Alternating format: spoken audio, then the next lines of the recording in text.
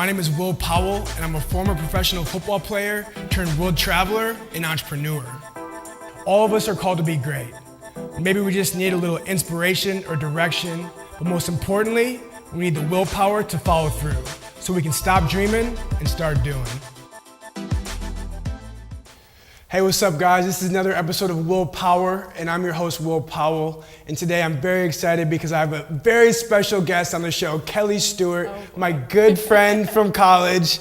Kelly got her master's in communication from USD. She played basketball there while I played football there. We've been friends for a while. Now she's gone on to bigger and better things. She's a sports anchor for Midco with aspirations to get to the top of the broadcasting industry, which is why we're here today. So Kelly, thank you. Thanks for having me. Yes, so former Yotes. Yes.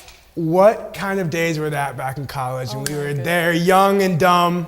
We were killing it in Vermillion, South Dakota. We were young and dumb, but we had a blast. I just think of the Dome where everyone worked out. Yep. And that's one thing, like this new arena, love it. It's awesome, great for the university, but I cherish those days of everyone just hauling their butts to the Dome, like 5 a.m. workouts, and you just look at the other team like, how'd it go for you guys? And everyone's like, we died. So. Yeah, those shitty facilities that we were a part of at USD, it brought, I think, a different kind of unity than they even get now. You know, they have the nice, beautiful facilities now, new workout room, new basketball arena, which is phenomenal, by the way. I think those were past due. Obviously, you know, when we're working out in a weight room that's in the Dome, it's very ancient, but like you said, it kind of brought an old school vibe together that brought us closer together. It did. It was awesome. And even like everyone's like, oh, the Dome wasn't a basketball arena, and it wasn't.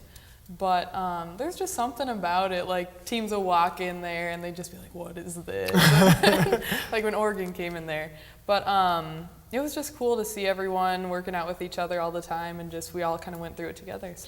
Well, so let's backtrack. How did you end up at USD? You're from Wisconsin. You're a cheesehead, unfortunately. We are sad about that. But how did you end up at USD? I mean, even, you know, again, like you said, the basketball court, it was one of the most, I mean, it was probably one of the worst venues in the country as far as a place to play basketball. A basketball court smack dab in the middle of a football field in this huge arena.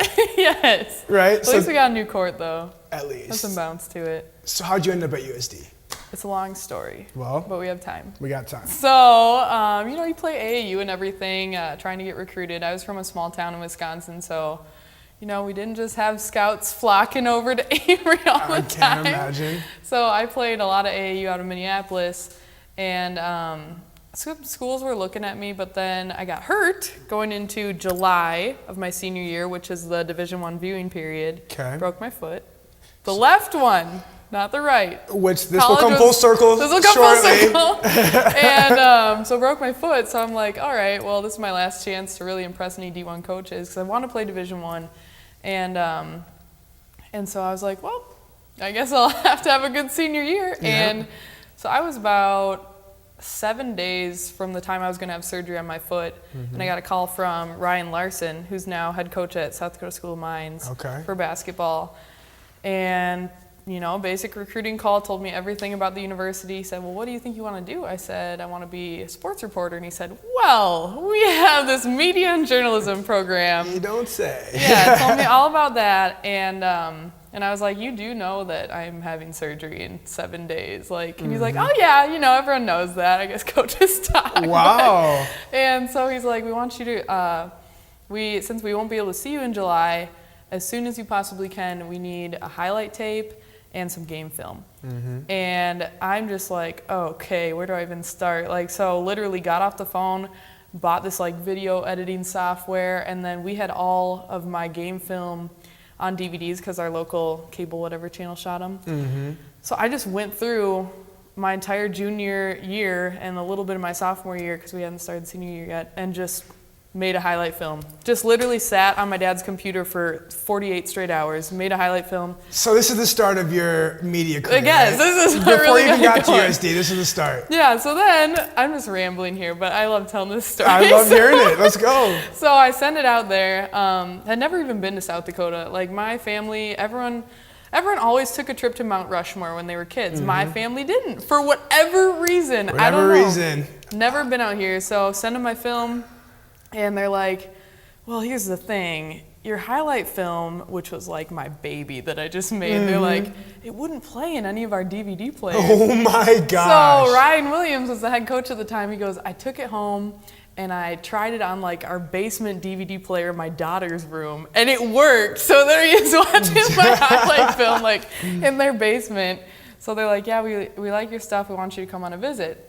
And so I was like, well, I'll be on crutches, but visited in, I want to say like middle of August, so there was no one on campus. I was like, oh no. Yeah, I can't believe they got, how'd they get you to sign? Like actually. Well, I will get to that. Okay, So, go ahead. Visit on crutches. They took me around in a golf cart. Now they do that for everyone. So it's like, yeah, okay. So you really weren't that special. I guess. And so took me around, and then they offered me a scholarship. They said, here's the thing. And I'm like, oh God, here we go. And they had already offered my scholarship out to a different girl in January, but she hadn't said anything. So they're like, we got to remain fair to her, but we need to know by Monday. And it was Friday. So I was like, ooh, I was just like 17 years old. I'll just decide the next 4 or 5 years of my life in a weekend. Yeah. So my parents and I drove home that night, and I'm just like, what do I do? You know? So I called some of the other schools that had been recruiting me before my injury. I'm like, is there room for me on your roster? And they're like, no. So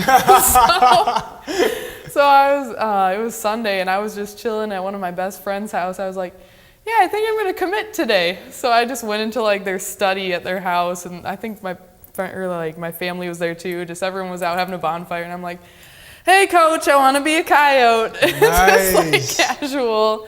And here I am today. And so, here you are today. Yes, that is my long story that could have been summarized in like a minute. No, but we're glad you extended it. That's awesome. And it was my only Division I offer.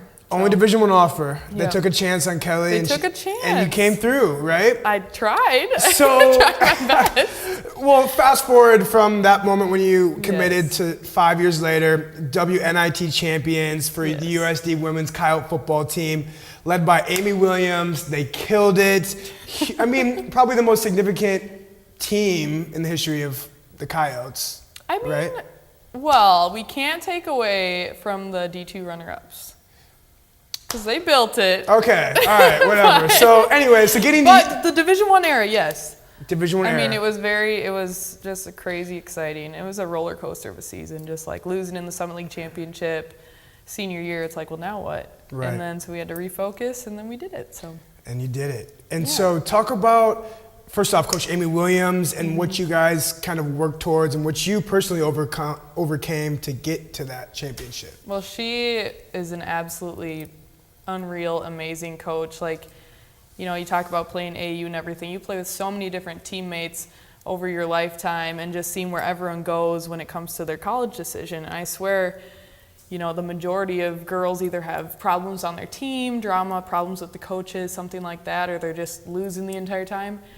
And we were just like the luckiest people in the world. We didn't have team drama. We didn't have coaching drama. Like, honestly, it was just the perfect storm, I guess. And like, even if stuff came up, it was just like people nipped it right away, and that was it. But that was because of Amy and like our whole coaching staff. They just always did things the right way, and that was kind of her, I don't know, her MO. There we go. There we go. She just said you gotta do things the right way, and she always talked about discipline. She said even if you take shortcuts in any area of life, it's gonna transition into another. So even if it's just like you wake up and you don't eat healthy this morning on game day, well then you'll probably take another shortcut in practice or something like that. Totally. Like, it just completely transitions. Well, and to go from that, I mean, look at USD now. Coach Bob Nielsen and his staff, what they have done to push forward that program, right? And I think it goes right in line with what Amy Williams did in the sense of the small details matter. You know, you can't overlook the small details. And even for me, the Coach Meyercourt era, which was 3 years of my college career, to Coach Glenn, there's still a huge jump, you know, in those small details. You know, him not allowing us to go downtown to the bars and get drunk, you know, making us sure that we go to class. And that's what the championship teams do. It's a habitual practice of good habits, good practices every single day. Oh yeah, and it's everywhere. I mean, obviously on the court, like to take the time to actually do things right, make the right rotations, but then it's everything off of the court, like, you know, even getting the right amount of sleep, like stuff that's just not as easy to do in college. You know, you got a million friends, especially in Vermilion where there's not much to do. People are out, people are staying up late, people are doing stuff, and it's like, you gotta miss out on some stuff, but then, I mean, why are you even there? This is something you've loved to do your entire life, play football or play basketball. It's like you can sacrifice a little bit over 4 years. So. Totally. Now, what advice Oh, boy. would you have for college athletes right now? I mean, that are in it. You know, a lot of time I look back at myself and how tunnel vision that was. You know, it was football, school, and like nothing else mattered. Yeah. You know, so what is your advice to kids that are there now that you are looking back at what you achieved? Young Kel. Young Kel, which is a completely different Kel than what she is now, by the way. Yes, we'll have to show that picture. But I have thought about that a few times on what I would, if I would do anything different. Well, first of all, I would still go to USD in a heartbeat, like had the best time of my life. Absolutely. But I look back, and the one thing I would tell athletes is enjoy it, like every single part of it. I was a perfectionist, like ever since I was little on the basketball court, everything. If I made a mistake, I was always the person that was thinking about it 3 plays later. And I thought, you know, oh, this motivates me to go even harder to not make that mistake. But the fact that I was still thinking about it, it's like you really just got to let it go, especially in basketball, because basketball is a game of mistakes. I mean, how do people score? Someone makes a mistake. Exactly. And so I think it was probably 3 of my playing years, I always focused on what I did wrong instead of like, oh my gosh, next play. And I got better at it throughout the years, but then my senior year was finally, and I think that comes with being a senior, just that confidence. But it was finally, I just enjoyed every moment, and after being injured too, like you just appreciate everything, even the drills that I absolutely hated in practice, like the zigzag defense drill, awful. But as soon as I was back from injury, I was like, oh my gosh, I'll go through 10 times if I need to. And so I think I would just tell people, like, you're gonna lose games, you're gonna make mistakes, you're gonna get scored on. I got a 3 shot on me because I forgot to switch a screen, and the game went into overtime. We almost lost. Like, I've never been yelled at like that in my life, but that stuff is gonna happen, and you can't overthink it. I mean, it's just a part of playing sports, and it's part of the game. You just got to enjoy it for what it is, because, and you know this, it's over very quick. Oh yeah. And all of a sudden, real life hits. So it's just like, those are some of the best times of your life with your teammates. So you just have to enjoy it for what it is, the ups, the downs, and everything. And then I think I had another point I was going with. Well, let me take it to you while we're Okay. So I would agree with you on 2 points. So one, beating yourself up. I was the same way. The second practice was over, I'd get on huddle, I'd start breaking it down. I'd be so upset with myself. And you know, even now when I look back, I remember some of the mistakes I made more than some of the big plays I made.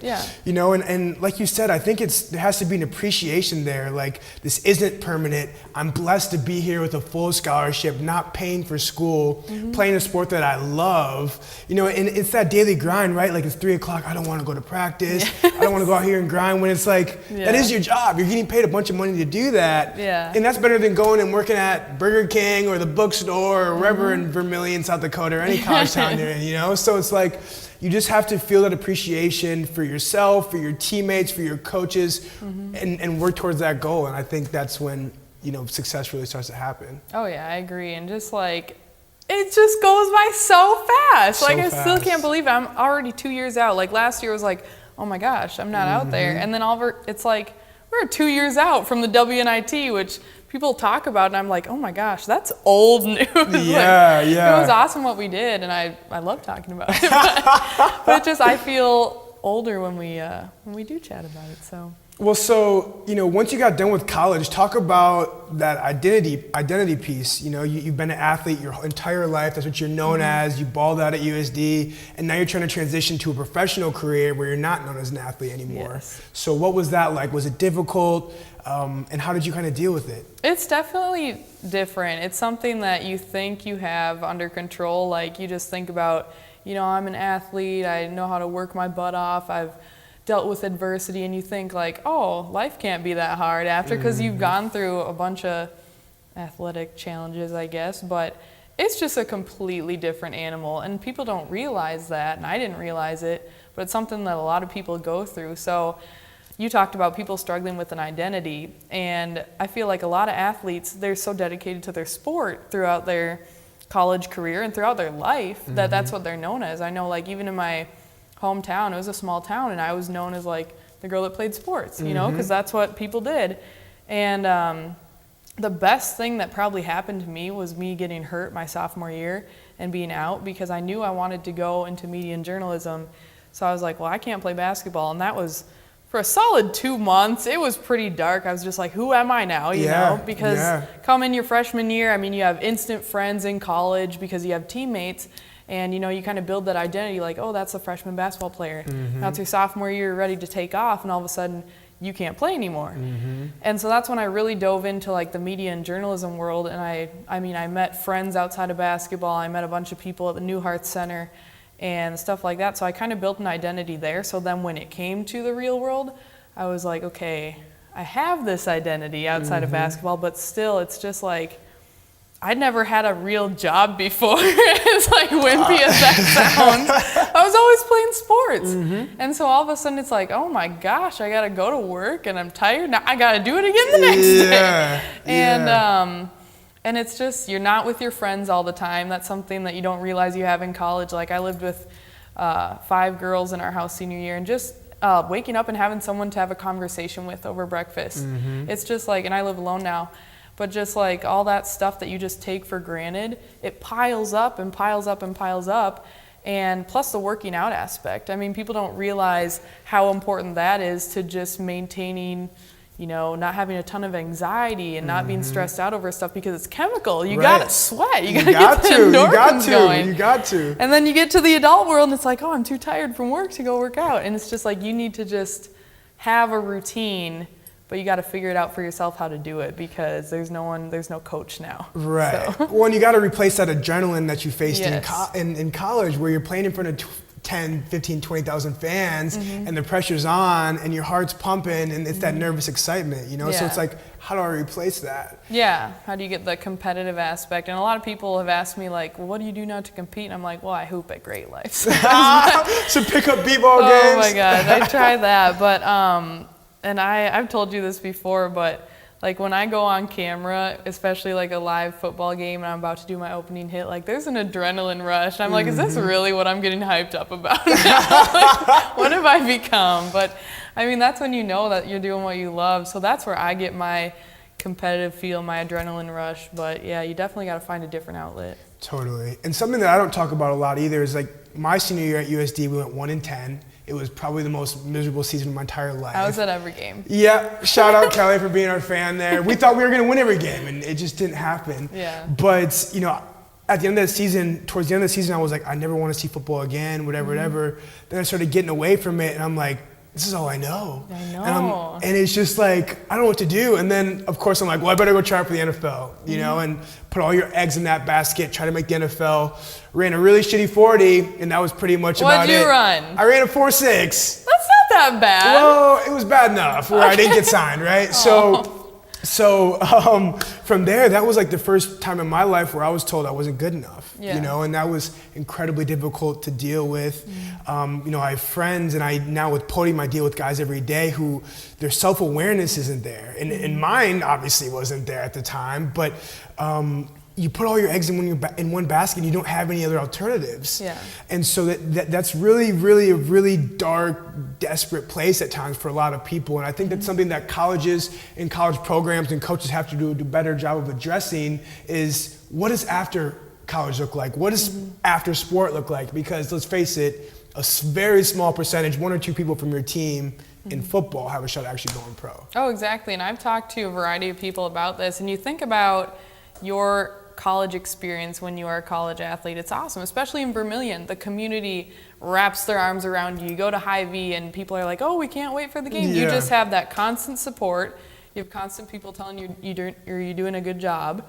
I mean, your coaches, granted, sometimes don't say that, but you have, and you're around your friends all the time. Think about, like, I feel like now in Sioux Falls, if I want to see my friends, it's like, are you working today? It's hard. Whereas like in Vermilion, you could show up at someone's house and be like, all right, let's go eat. And so it's all those different, I guess, needs that you don't even realize you do need that are there.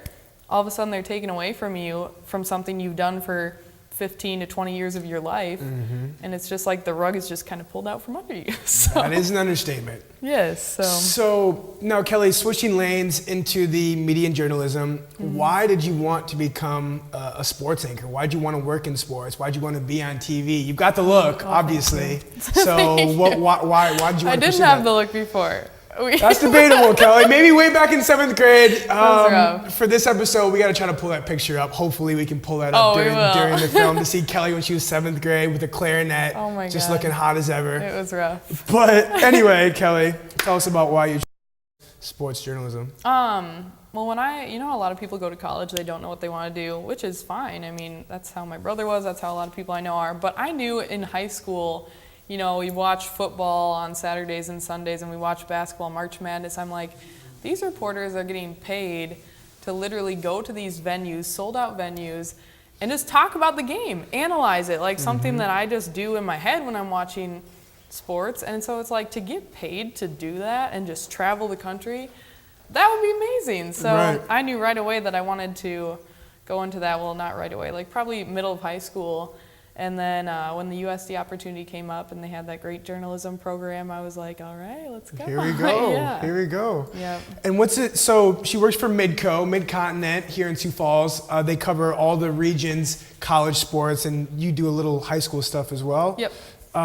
So what's that like? You talked about the adrenaline. Like, talk about the process. You're getting ready to go on camera. What's that like? Oh, man. It's, and I trace everything back to things I learned in sports, which I feel is so valuable for kids to play sports because you learn so many life lessons. So that's my preach of the day. There we go. But you really have to prepare and over prepare more than you think you do, because stuff is going to go wrong during a live broadcast. You know that. And as much as you prepare, you got to be able to fill time. You got to be able to ad lib. You got to be able to deal with a coach that might walk off on you. But if you're not prepared, you might not have stuff to fill that time. So it's like you just have to prepare more than you ever thought you would. But it's such an adrenaline rush going on camera and being like, oh, I did that. Yeah. That it's just so rewarding. But it's so fun. I mean, everyone's like, oh, you work weekends. Like, doesn't that suck? And I'm like, no, because I get to go to football games and I get paid. Or like with basketball, it's like, oh, you work nights. You might not get back to Sioux Falls till 10 or 11 at night. Got to go to work the next day, but it's like I just spent my night at a basketball game. Yeah. Like I would probably, if I wasn't working, I would probably go watch it anyway. So it's so rewarding, and just to be able to tell the story behind the score. And we've touched on a variety of topics, like even through this conversation of the different elements behind, the points and the touchdowns and everything that go into an athlete's life. And to be able to kind of bring those out and analyze, like, why did this work? Why didn't this work? What's this person dealing with off the court? And they're playing really well right now. I think is just so fun for me, especially because it kind of fills that need of, like, I don't have sports in my life anymore competitively, but I can still talk about them. That is super cool, and I'm actually jealous of that. Oh, you're killing it.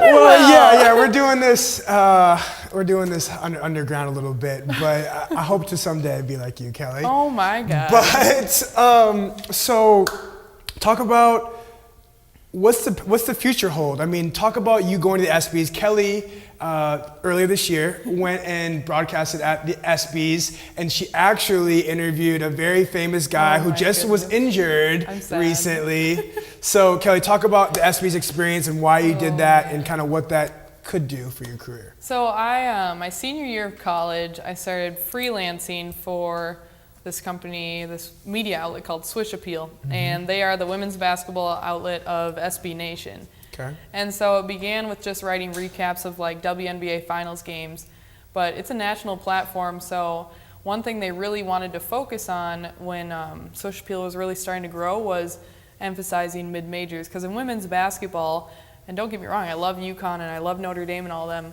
but that's all anyone ever talks about is the UConns, the Notre Dames, that back in the day, the Tennessee, just Baylor, stuff like that, because they always win it every year, and good for them. I mean, I will totally support that argument of like, UConn isn't bad for basketball. People just need to catch up. Yeah. That's a different story. But but there's some great stories going on in the mid-major ranks. I mean, obviously with our team and winning the WNIT and like the steps we went to get there, like beating Minnesota when you guys beat Minnesota too, and then beating Oregon.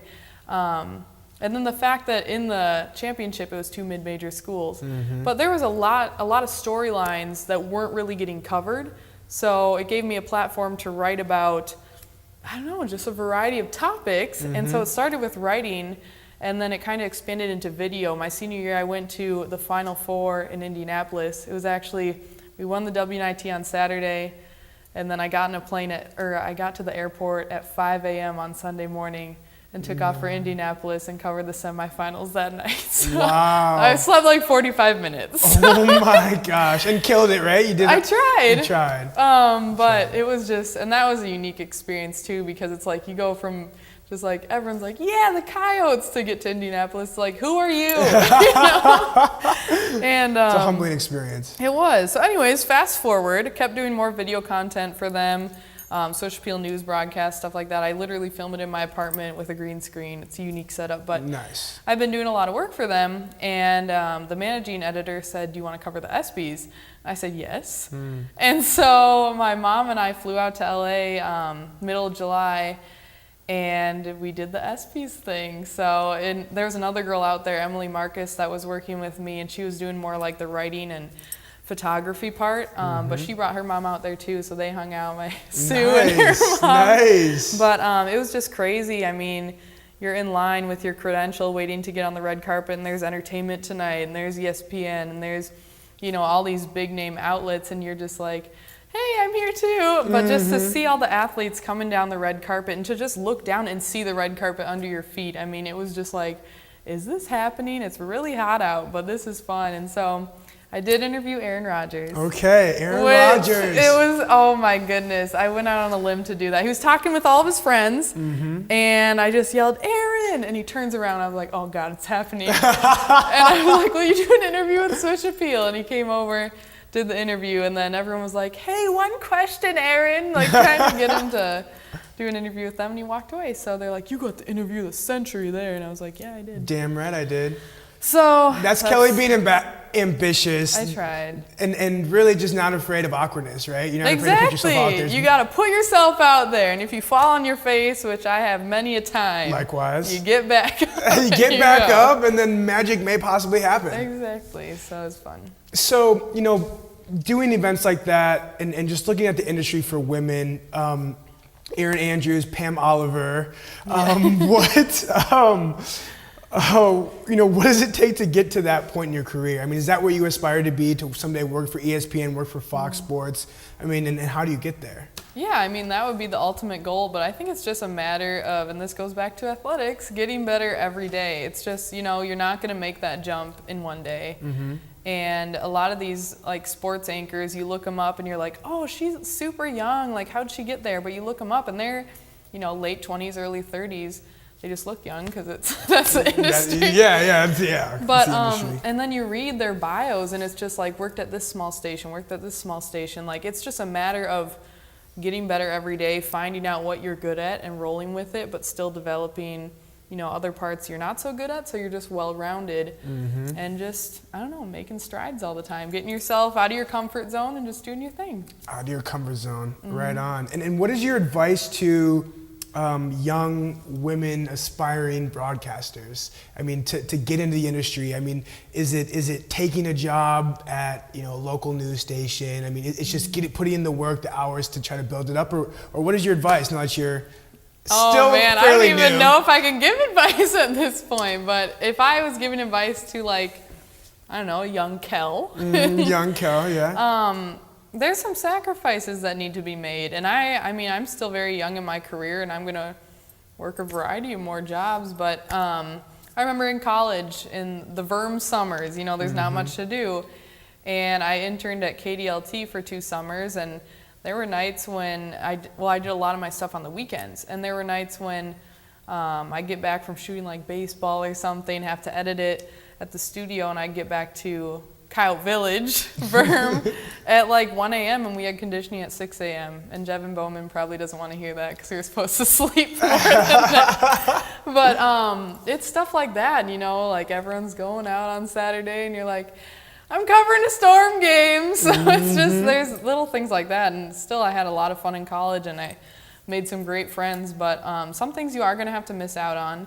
And there's more things that I'm going to miss out on with my career now, but it's just like, this is what I want to do. And if you want to do that, you have to make some sacrifices. Looking at the industry as a whole, what is the future of sports broadcasters? Will women continue to appear more and more in the industry, do you believe? I mean, especially for, let's talk about football. I think they will. And you know, everyone thinks like, a lot of people say that women have it harder in this industry just because, you know, football is or sports are kind of a manly thing, but I think it's getting to the point where the person best fit for the job is going to get it.